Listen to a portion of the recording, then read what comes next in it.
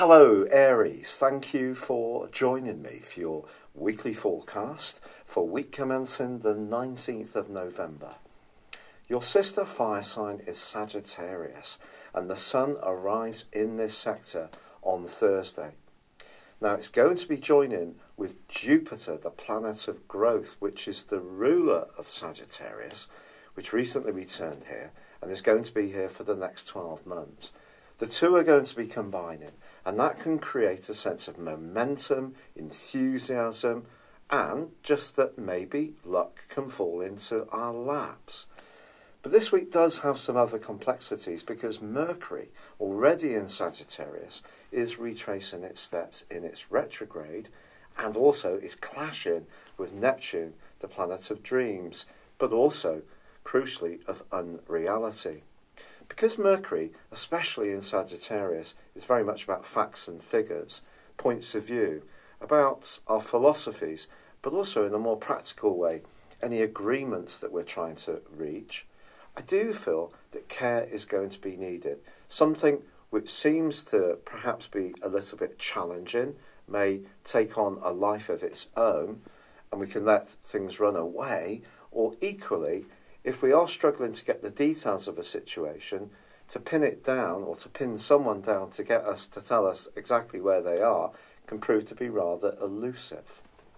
However, this week also sees on Friday a full moon, and this full moon squares up with Mars, which has recently moved into Pisces too.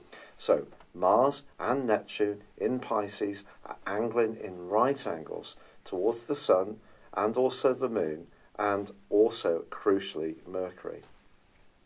So this creates what's known as a 9th, 12th house axis. And fact really can be stranger than fiction. So if you are trying to be much more progressive, enthusiastic, and go-getting, that's great, but getting those details really nailed down and also making sure communication is crystal clear is going to be vitally important. On a more positive note, Mars does forge a fantastic link with Saturn.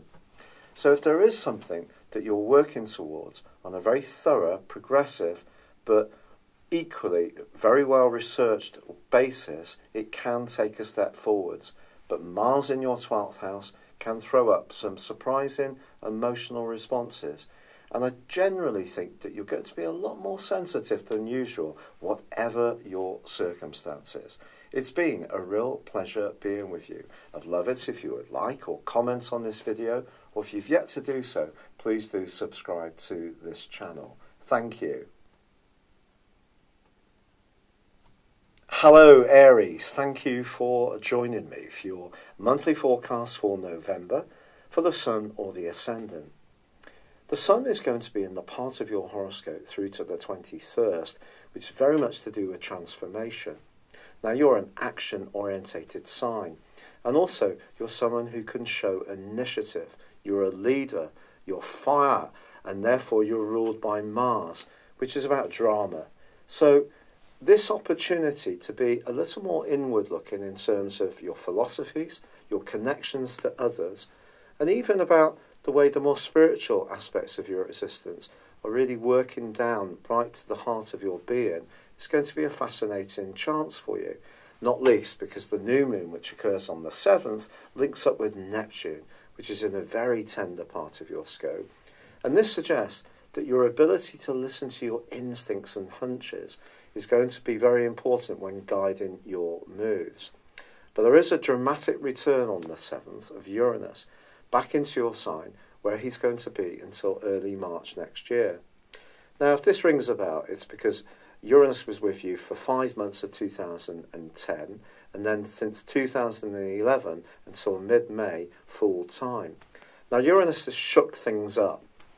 It's made you much more conscious of your need to be independent, sometimes outspoken, perhaps seen you embrace more radical ideas, or perhaps at times broken down things that have become stale and rather predictable. Now, if you're born right at the end of Aries, I think the impact of Uranus is going to be that much greater upon you. But Uranus this month is going to be broadly in an opposition for the first 2 weeks with Venus, the planet of relating. Now that inverts back into your sector of relationships right from the start of this month, and is going to be reversing backwards through to the 16th. Venus retrograde for us all is about reviewing our closest ties. But this opposition with Uranus, I do feel, can see you thinking very, very carefully about the balance between what you give, contribute, but also expect to get back in terms of you being a bit more strident, a bit more outspoken about saying, look, this is me. I may not necessarily fit everything that you want, but I still give you this. So if there's something that's out of kilter, it may need to be reviewed across this 2-week period. However, the other big news story this month is undoubtedly that Jupiter, the planet of growth and expansion, returns to its home zone of Sagittarius for the first time in 12 years. For just under 13 months, Jupiter is going to push you to be much more experimental, to travel more, to embrace higher education, different philosophies and ideas, and also break free of anything which has been limiting you and stopping you from being a free spirit.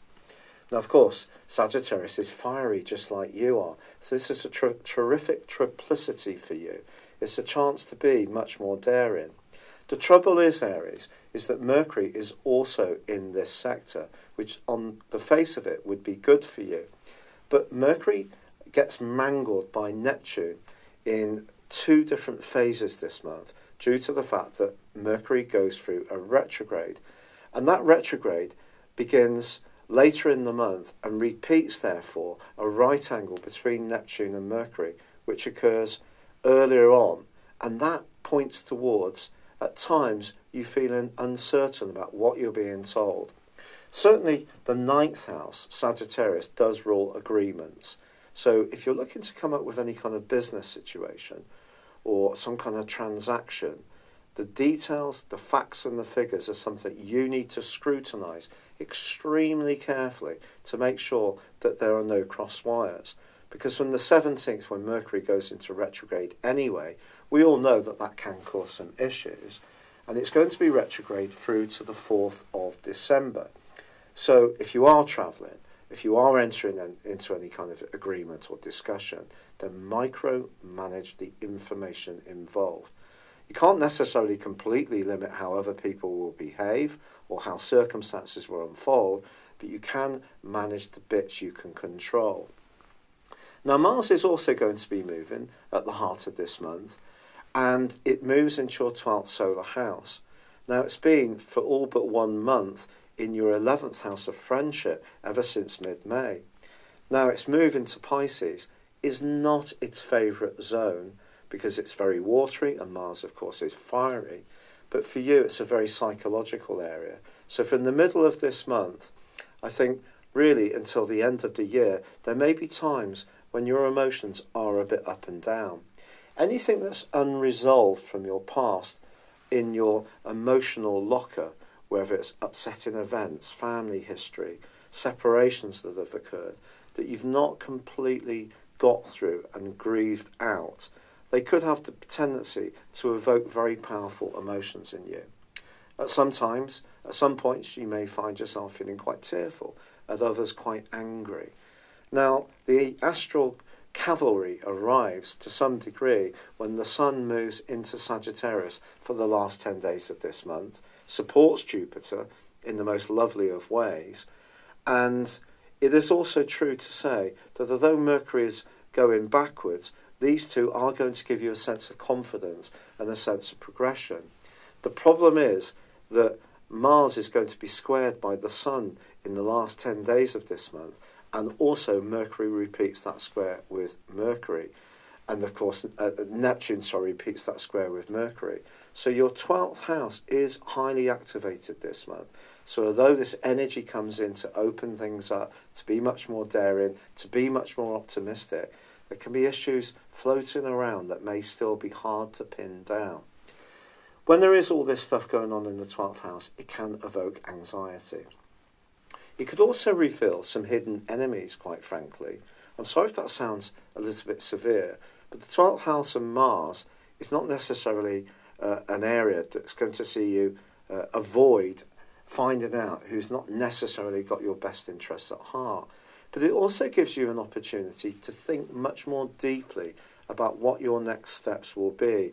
Because once Mars bursts into your sign early next year, it gives you an amazing platform. And it's going to be forging a fantastic link to Uranus then. So you can spring into 2019 in fantastic form. It's just this period of preparation, which is about you clearing up these unresolved issues. So see it very much as a positive opportunity, preparing yourself for the excitement that next year is going to bring. And Jupiter, being in this very expansive area, is definitely a very positive development for you. With Venus ending that retrograde mid-month, it's going to be easier to get a more equitable and more harmonious atmosphere into all sorts of relationship. But I think the central theme for this month really is the issue of trust and sincerity. If you don't have that in relationships, I think really you should be thinking about the concept of truth and what it means to you. So the transformation that's coming from the Sun is pushing you, along with the help of Jupiter and initially Mercury and then latterly the Sun, to really say what it is that is so important to you. And if people don't come up to your standards, don't match your values, or try to limit you from expanding your life in the most exciting of ways, then action is going to be needed, which gives you the freedom to be the person you truly want to be, which is where Uranus is coming in to give you absolutely awesome help. It's been a real pleasure being with you. I'm sorry to be delivering this a little later than is ideal. Obviously, I've been battling with the rheumatoid arthritis and one of up to other health issues too. But I hope you've enjoyed this. I'd love it if you would like or comment on this video, or if you've yet to do so, please subscribe to my channel. Thank you. Hello, thank you so much for watching my video. I'd love you to join me at my Horoscope Ace app. You can find this at www.horoscope-ace.com. You can use it through Android, iOS, Apple, or Facebook. Check out your ascendant or your moon sign, or download your free birth chart. There's all your favourite videos, plus there are daily, weekly, monthly and yearly horoscopes for general, love, Chinese and Indian astrology. If your passion is tarot, there's my brilliant 3-card money or love tarot readings too. And it's all there at www.horoscope-ace.com. Thank you.